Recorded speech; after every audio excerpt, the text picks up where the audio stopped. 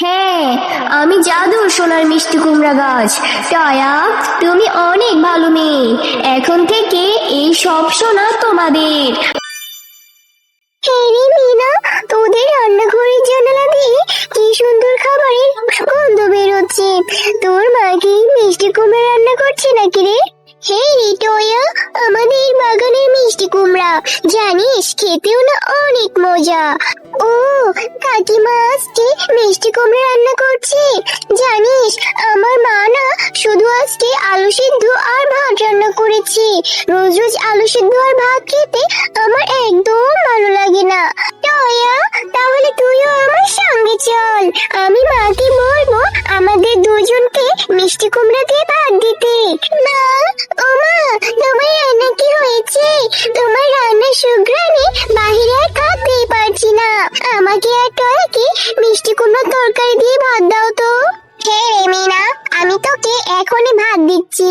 কিন্তু তুই এই ছোট লোকের মেয়েটাকে কেন নিয়ে এসেছিস? একে এখনই বাড়ি থেকে চলে যেতে বল।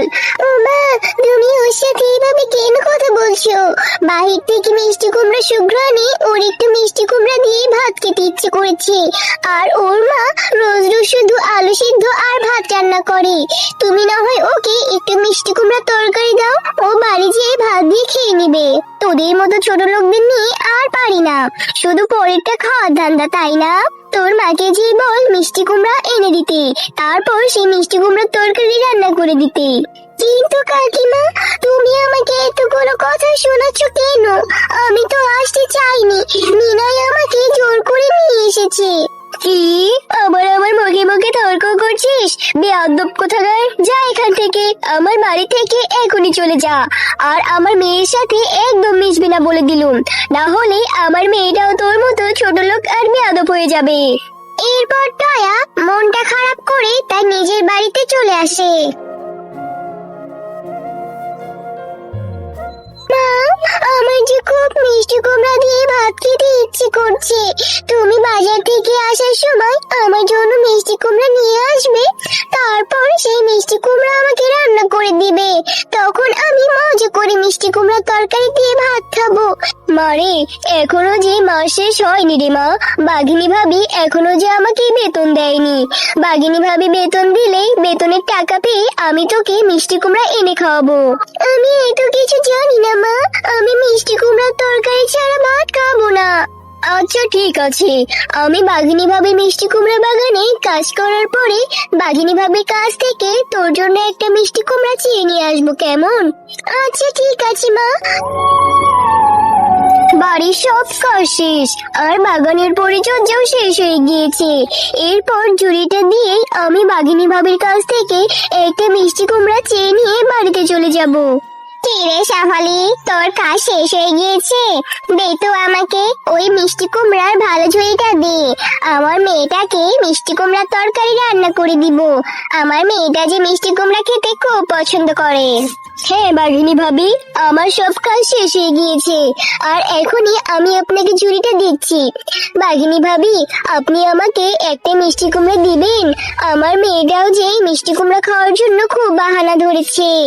যদি আমাকে একটা মিষ্টি কুমড়া দেন তাহলে আমি আমার মেয়েটাকে বাড়ি গিয়ে রান্না করে দিতে পারবো। না রে শেফালি, আমি তোকে কোনো মিষ্টি কুমড়া দিতে পারবো না। আমার যে বাগানের বায়না আছে, তোকে দিলে আমি বিক্রি করব কি করে বলতো? বাঘিনী মামি, আপনার বাগানে তো অনেক মিষ্টি কুমড়া আছে।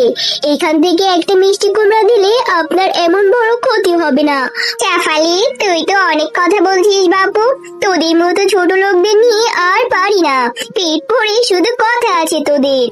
এত করে যেহেতু বলছিস, তাহলে এই নে, এই ঝুড়িতে তুই যে পচা মিষ্টি কুমড়া গুলো বেছে রেখেছিস সেগুলো নিয়ে বাড়ি চলে যা। এর থেকে ভালো অংশ বের হলে তুই তোর মেয়েকে রান্না করে খেতে দিস। কিন্তু বাঘিনী মামি, আমি এই মিষ্টি কুমড়া গুলো বেছে রেখেছি ফেলে দেওয়ার জন্য। এগুলো আমি বাড়ি নিয়ে কি করব বলেন তো? তোর ইচ্ছে হলে নিবি আর না হলে ফেলে দিবি। আমি এত কিছু জানতে চাই না, এখন যাও তো এখান থেকে। এরপর শেফালি সেই পচা মিষ্টি কুমড়া গুলো নিয়ে তার বাড়িতে চলে যায়। না আরে দয়া, এখানে কোনো ভালো মিষ্টি কুমড়াই নেই। এখান থেকে কোনো কিছু খাওয়া যাবে না রে মা। আমি বেতন পেলে তোকে সেই টাকা দিয়ে মিষ্টি কুমড়া কিনে খাওয়াবো, কেমন? আচ্ছা ঠিক আছে মা, তুমি বেতন পেলে আমাকে মিষ্টি কুমড়া কিনে খাইও। আর এখন এই পচা মিষ্টি কুমড়াগুলো আমাদের রান্নাঘরের এক কোণে ফেলে দিয়ে এসো। এরপর দয়া সেই পচা মিষ্টি কুমড়াগুলো নিয়ে তাদের রান্নাঘরের এক কোণে ফেলে দেয়। আহারে, শেফালির অসহায় মেয়ে দয়া মিষ্টি কুমড়া খাওয়ার জন্য কত কি না করলো। আমি জাদু করে এই পচা মিষ্টি কুমড়াগুলো থেকে সোনার মিষ্টি কুমড়া গাছে পরিণত করে দিচ্ছি। তারপর শেফালির জীবনে আর কোনো দুঃখ থাকবে না। এরপর পরীর জাদুতে সেই পচা মিষ্টি কুমড়াগুলো থেকে তাদের রান্নাঘরে সোনার মিষ্টি কুমড়া গাছ হয়।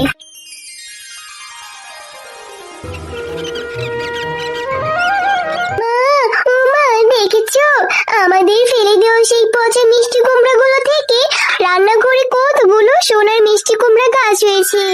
হ্যাঁ, আমি জাদুর সোনার মিষ্টি কুমড়া গাছ। দয়া, তুমি অনেক ভালো মেয়ে।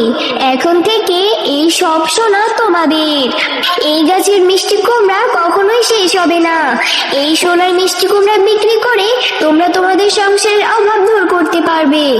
হ্যাঁ রে মা দয়া, তাই তো দেখছি। এতদিন পর সৃষ্টিকর্তা আমাদের উপর মুখ তুলে তাকিয়েছে। সোনার মিষ্টি কুমড়া গাছ, তোমাকে অনেক ধন্যবাদ। আমি এখনই এই সোনা বিক্রি করে আমার মেয়েটার জন্য ভালো মন্দ খাবার নিয়ে আসছি। তো বন্ধুরা, আজকের গল্পটি তোমাদের কাছে কেমন লেগেছে? যদি গল্পটি ভালো লেগে থাকে তাহলে লাইক, কমেন্ট আর সাবস্ক্রাইব করে আমাদের সাথেই থেকো।